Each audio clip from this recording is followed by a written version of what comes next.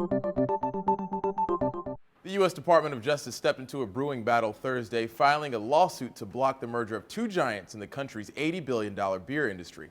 The lawsuit seeks to stop Anheuser-Busch InBev, best known as the makers of Budweiser and Michelob, from acquiring Grupo Modelo, the makers of Corona. AB InBev already owns half of Grupo Modelo and offered last year to buy the rest of the company. So why is the Justice Department stepping in? The lawsuit says the $20 billion merger would substantially lessen competition in the U.S. and would result in consumers paying more for beer and having fewer new products to choose from. AB InBev and Grupo Modelo together make up 46% of the beer market in the U.S., according to the lawsuit, which would give them enough power to control pricing. And what about the second-place company, Miller Coors? The lawsuit alleges they are an effective competition since they basically follow along with ABI's prices. A Bloomberg analyst points out Grupo Modelo has been the market's low-cost competitor.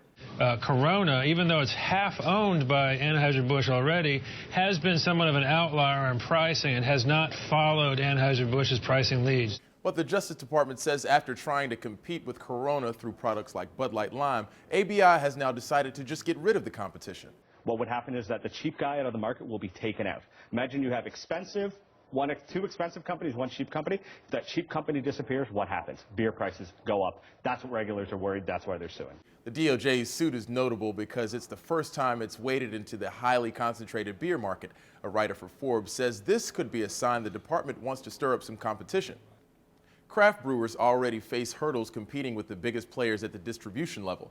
The DOJ tends not to look favorably on transactions that will reduce a marketplace to a couple of major players. A statement from ABI says it plans to contest the DOJ's action and called the suit inconsistent with the law, the facts, and the reality of the marketplace. For Newsy, I'm Christian Bryant. Multiple sources, The Real Story.